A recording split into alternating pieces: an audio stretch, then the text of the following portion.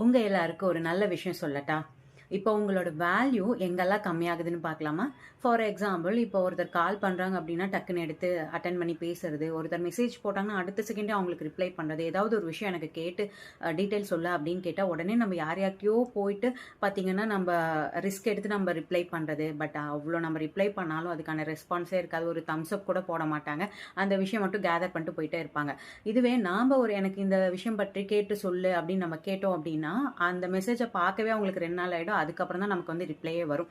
Next பார்த்தீங்கன்னா, ரொம்ப care பண்ணிக்கிறது. நம்ம யார் மேலேயாவது பார்த்தீங்கன்னா, இவங்களுக்கு என்ன செய்யலாம்? அவங்களுக்கு என்ன செய்யலாம்? இவங்களுக்கு நம்ம இதை வாங்கி குடுக்கலாமா? அதை பண்ணலாமா? இதை பண்ணலாமான்னு மண்டை காஞ்சி போற அளவு யோசிச்சு நம்ம பண்ணுவோம். பட் ரிப்பீட் நமக்கு வருமானா? கண்டிப்பா வராது. ஃபைனலா பார்த்தீங்கன்னா, நாம அவங்களுக்கு ஏதாவது ஒரு விஷயம் நம்ம குடுத்துட்டே இருப்போம். அது அன்பா இருக்கட்டும், இல்ல பாசமா இருக்கட்டும், இல்ல வேற ஏதாவது வாங்கி குடுக்கறதா இருக்கட்டும். ஏதாவது ஒண்ணு பார்த்தீங்கன்னா, அவங்களுக்கு நம்ம ஒரு ரிப்பீட்டடா நம்ம செஞ்சுட்டே இருப்போம். பட் அது நமக்கு ரிப்பீட் வருமான்னு பார்த்தா, அதுவுமே வராது. ஸோ இந்த மாதிரி நீங்க மற்றவர்கள் மேல வைக்கிற லவ்வா இருக்கட்டும், கேரா இருக்கட்டும், ஏதாவது செய்ற விஷயமா இருக்கட்டும் பார்த்தீங்கன்னா, நீங்க அளவு கடந்து நீங்க செய்றீங்க அப்படின்னா, கண்டிப்பா அந்த பிளேஸ்ல உங்களுக்கு வேல்யூவே இருக்காது. உங்களுக்கு வேல்யூ இருக்கணும் அப்படின்னா, அவங்க எந்த அளவுக்கு உங்களுக்கு செய்றாங்களோ, அத மட்டும் நீங்க ரிப்பீட் பண்ணுங்க. கண்டிப்பா உங்களுக்கும் வேல்யூ இருக்கும். ஓகேவா? புரிஞ்சிருக்கும்னு நெனைக்கிறேன்.